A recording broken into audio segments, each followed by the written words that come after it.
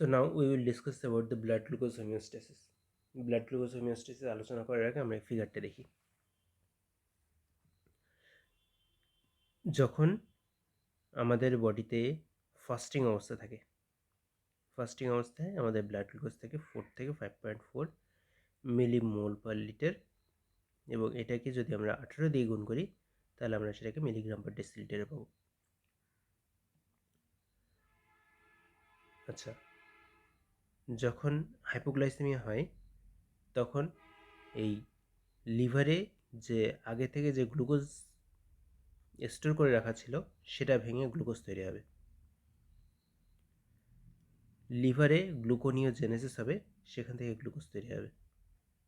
আর কীভাবে গ্লুকোজ তৈরি হয়? ফ্যাটে থাকা ট্রাইগ্লিসারাইড ভাঙবে, ট্রাইগ্লিসারাইড ভেঙে ফ্রি ফ্যাটি অ্যাসিড এবং গ্লিসারল তৈরি হবে। এই গ্লিসারল সে করবে হচ্ছে গ্লুকোনিওজেনেসিস। এই ফ্রি ফ্যাটি অ্যাসিড সে অক্সিডেশন হয়ে গ্লুকোজ তৈরি করবে, সে কিটোজেনেসিস হয়ে কিটোন বডি ফর্মেশন করবে। এইভাবে আমাদের ফাস্টিং অবস্থায় থাকা হাইপোগ্লাইসেমিয়া যখন হয় তখন আমাদের ব্লাড গ্লুকোজ বাড়ে। এরপরে আসি, যখন আমরা হাই রিচ কার্বোহাইড্রেট ডায়েট নিলাম তখন সেগুলো ভেঙে গ্লুকোজ আসলো। সেই গ্লুকোজ এখন আমাদের কাজ হচ্ছে ইনসুলিন চলে আসবে। এই ইনসুলিন করবে কি, সব টিস্যুর ভিতরে গ্লুকোজের ডিপোজিশন করবে। গ্লুট4 চ্যানেলের সাহায্যে এরা মাসেলে চলে গেল, মাসেলে যে গ্লুকোজটা গ্লাইকোজেন হিসেবে স্টোর হয়ে থাকলো, আবার যখন প্রয়োজন পড়ে তখন তারা অক্সিডেশন হয়ে মাসেলের কাজে ইউজ হয়। এই গ্লুট4 চ্যানেলের সাহায্যে গ্লুকোজটা ফ্যাট অ্যাডিপোজ টিস্যুর ভিতরে চলে আসলো। অ্যাডিপোজ টিস্যুর ভিতরে এসে তারা অক্সিডেশন হয়ে আলটিমেটলি ট্রাইগ্লিসারাইড হিসেবে জমা হয়ে থাকলো। এই জন্যে যখন আমাদের বডিতে ইনসুলিন বেড়ে যায়, অর্থাৎ আমরা যখন হাই কার্বোহাইড্রেট রিচ ডায়েট খাই, তখন দেখা যায় ইনসুলিনের লেভেল যখন বেশি হয় তখন ট্রাইগ্লিসারাইড ফর্মেশন বেশি হয়। এই জন্যে ভেত বাঙালির মানে যারা ভাত খায় বেশি, তাদের শরীরে ট্রাইগ্লিসারাইডটা আমরা বেশি পাই। আচ্ছা,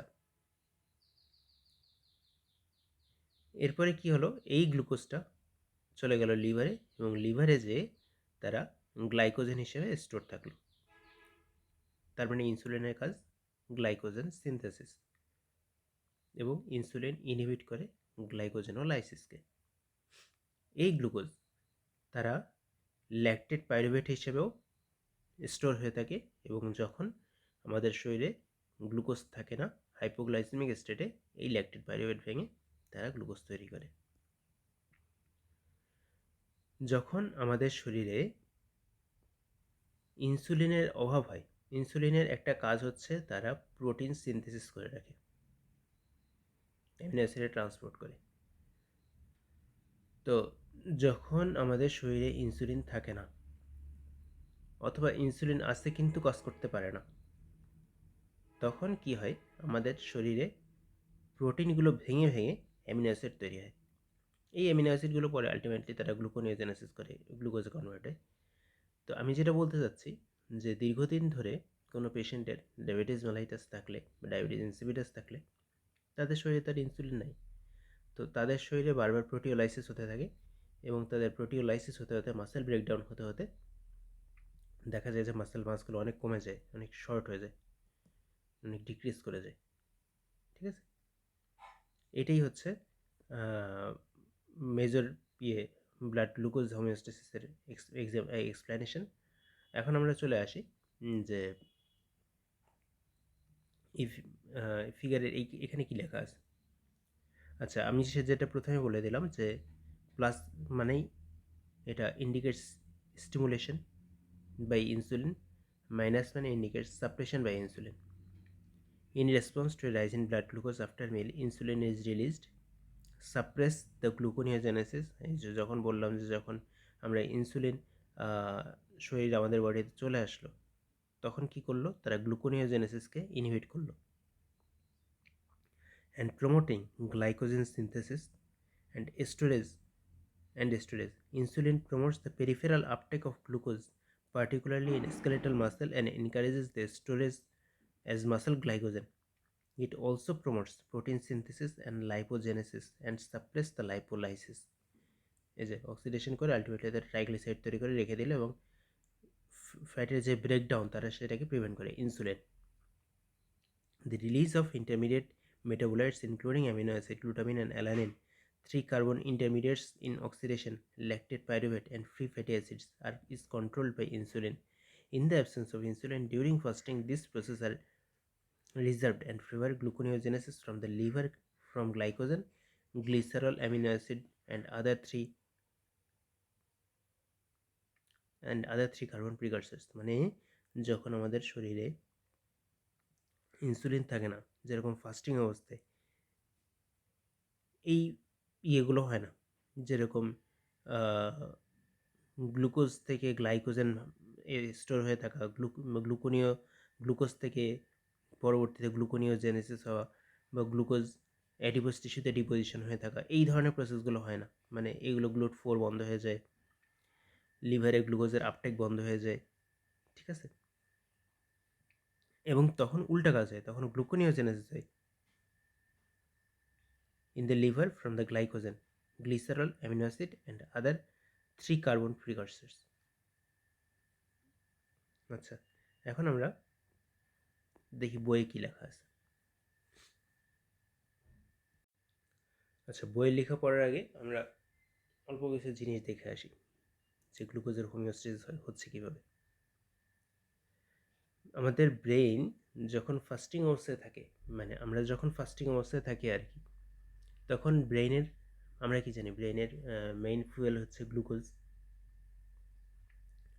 তো তখন তো আমাদের শরীরে গ্লুকোজ নাই, তো তখন ব্রেইন কী করবে, কিটোন বডিকে তারা মেইন ফুয়েল হিসেবে ইউজ করবে। কিটোন বডি আসবে কোথা থেকে, ওই যে ট্রাইগ্লিসারাইড ভেঙে যে ফ্রি ফ্যাটি অ্যাসিড এবং গ্লিসারল তৈরি হচ্ছিল, সেই ফ্রি ফ্যাটি অ্যাসিড থেকে আবার কিটোন বডি ফর্মেশন হয়। এই কিটোন বডি তখন ব্রেইন তার মেইন ফুয়েল হিসেবে ইউজ করে। ফ্রি ফ্যাটি অ্যাসিড এবং গ্লিসারলকেও তারা ফ্রি ফ্যাটি অ্যাসিড ইয়ে করতে পারতো, ফুয়েল হিসেবে ইউজ করতে পারতো, কিন্তু কেন পারে না, কেননা এই ফ্রি ফ্যাটি অ্যাসিড, গ্লিসারল বা ট্রাইগ্লিসারাইড যাই বলি না কেন, এরা হচ্ছে highly impermeable to blood brain barrier, ঠিক আছে। তারপরে হচ্ছে আমরা যখন প্রচুর পরিমাণে কার্বোহাইড্রেট রিচ খাবার খাচ্ছি, তখন এই কার্বোহাইড্রেটগুলোর 3টা কাজ হয়। তারা মাসেলে, পেরিফেরাল টিস্যুতে, মাসেল অ্যান্ড অ্যাডিপোজ টিস্যুতে তারা ডিপোজিশন হয়ে থাকে, মানে জমা হয়ে থাকে, যাতে ভবিষ্যতে তারা ইউজ করতে পারে এই জিনিসটাকে। তারা লিভারে গ্লাইকোজেন হিসেবে জমা হয়ে থাকে, মাসেল আর অ্যাডিপোজ টিস্যুতে তারা গ্লাইকোজেন হিসেবে জমা হয়, লিভারে গ্লাইকোজেন হিসেবে জমা হয়। তার মানে গ্লাইকোজেন কিন্তু তৈরি হচ্ছে 2টা জায়গায়, একটা মাসেলে, একটা লিভারে।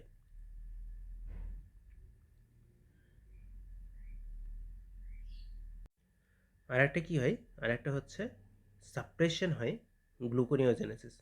গ্লুকোজ তৈরি, নতুন করে গ্লুকোজ তৈরি হওয়া বন্ধ হয়ে যায়। কেন বন্ধ হয়ে যায়? কেননা আমাদের তো দরকার নাই, আমাদের তো শরীরে গ্লুকোজ আছেই, ঠিক আছে।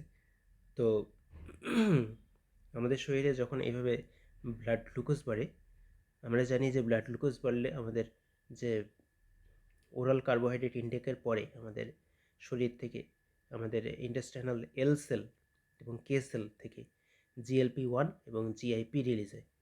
এগুলোকে আমরা বলি ইনক্রেটিন হরমোনস।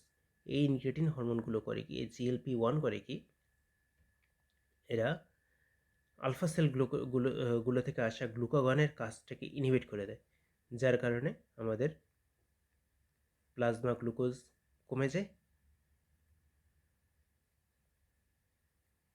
আলটিমেটলি নেট ইফেক্ট হচ্ছে প্লাজমা গ্লুকোজ কমানো, তখন প্লাজমা গ্লুকোজ কমে যায়।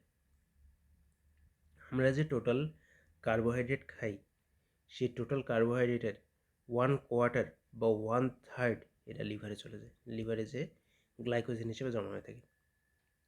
আর ব্লাড গ্লুকোজ যখন কমে যায় তখন কি হয়, তখন হচ্ছে ইনসুলিনের সিক্রেশন কমে যায়, কিন্তু আলফা সেল থেকে আসা গ্লুকাগনের সিক্রেশন বাড়ে। আলটিমেটলি এরা তখন গ্লুকোনিওজেনেসিস করে এবং গ্লাইকোজেনোলাইসিস করে ইয়ে বাড়ায়, গ্লুকোজের কনসেন্ট্রেশন আমাদের প্লাজমাতে বাড়ায়। তারপরে আমাদের বডি যখন অনেক স্ট্রেসফুল কন্ডিশনে থাকে, যখন epinephrine, norepinephrine, adrenaline, cortisol, growth hormone এগুলো রিলিজ হয় স্ট্রেসফুল কন্ডিশনে, তখন তারা সবগুলো মিলে করে কি, দে অ্যান্টাগোনাইজ দ্য অ্যাকশন অফ ইনসুলিন। তারা ইনসুলিনের অ্যাকশন সেটাকে অ্যান্টাগোনাইজ করে। মানে তারা সবাই একদিকে, সবাই গ্লুকোজ বাড়ায়, শুধুমাত্র ইনসুলিন একাই গ্লুকোজ কমায়। এখন আমরা দেখি বইয়ে কি বলা আছে। Blood glucose is precisely regulated and maintained within a narrow range between 4 to 5.4 when fasting. This is essential for ensuring the physiological continuous supply uh, of glucose to the central nervous system brain. The brain has little capacity to store the energy from glycogen and triglyceride, while the blood-brain barrier is largely impermeable to fatty acids. Therefore, brain depends on the liver, মানে brain লিভারের উপরে depend করে for constant supply of glucose, hence এবং এই ATP generation করার জন্য, মানে ATP generation করার জন্য এবং তার ফুয়েল নেওয়ার জন্য brain is largely dependent on the liver.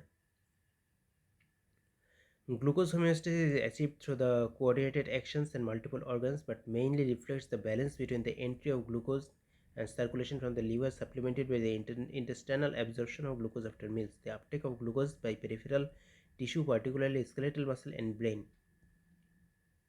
after ingestion of meal containing carbohydrate, substantial rise of blood glucose level is prevented by, যখন আমরা প্রচুর পরিমাণে কার্বোহাইড্রেট খাই তখন এই আমাদের ব্লাড গ্লুকোজ লেভেলটা রেইজ হওয়া থেকে সাপ্রেস করে, মানে প্রিভেন্ট করে হচ্ছে তিনটা কাজ। একটা হচ্ছে suppression of hepatic glucose production, gluconeogenesis কমে যায়, গ্লাইকোজেনোলাইসিস কমে যায়, হেপাটিক গ্লুকোজের আপটেক বেড়ে যায় এবং তারা আলটিমেটলি গ্লাইকোজেন হিসেবে ডিপোজিশন হয়ে থাকে। পেরিফেরাল টিস্যুতে হেপাটিক গ্লুকোজের আপটেক বেড়ে যায়, যেরকম মাসেল অ্যান্ড এডিপোজ টিস্যুতে, মাসেলে তারা গ্লাইকোজেন হিসেবে তৈরি হয়ে থাকে। যখন আমাদের পোস্টপ্রান্ডিয়াল ব্লাড গ্লুকোজ ইনক্রিজ করে তখন ইনক্রিয়েটিং হরমোন আসে ইন্টেস্টাইন থেকে, intestinal K cell and L cell and K cell থেকে, এবং তার সাথে কি হয়, গ্লুকাগনের যে কনসেন্ট্রেশন সেটা হচ্ছে কমে যায় এবং কমে যেয়ে লিভারে গ্লুকোজের uptake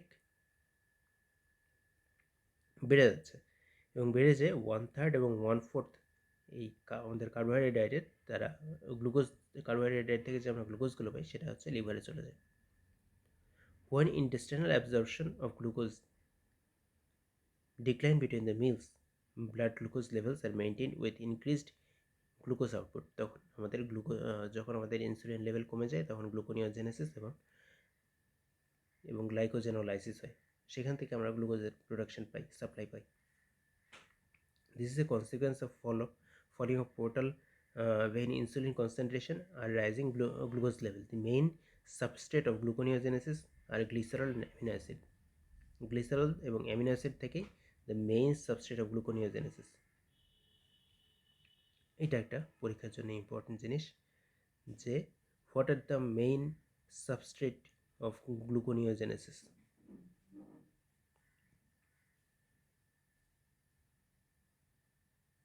Glycerol and amino acids are the main substrate for the gluconeogenesis. At times, substantially increase of metabolic demand for energy, such as during যখন এক্সারসাইজ বা অ্যাকিউট স্ট্রেস আসে, ঠিক আছে, যখন epinephrine, norepinephrine, adrenaline, cortisol, growth hormone এগুলো release হয়, they all together antagonise the actions of insulin. এখন আসি fat মেটাবলিজমে।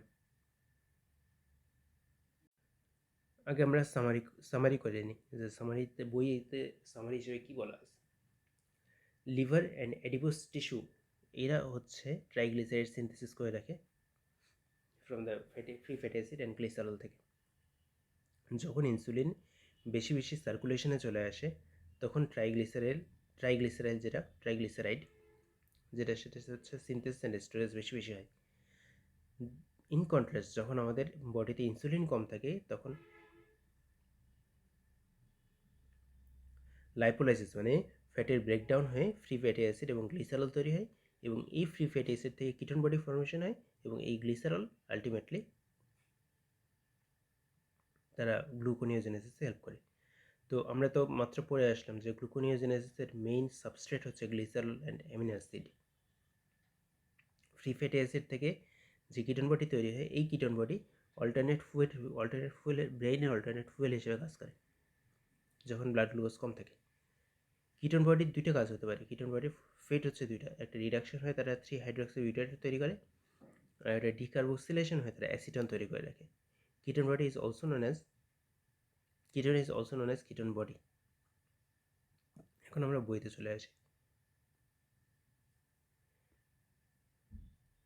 Adipocytes and liver synthesis triglyceride from non-esterified or free fatty acid and glycerol. High circulating insulin levels are after meal promote triglyceride accumulation and storage in the adipose tissue.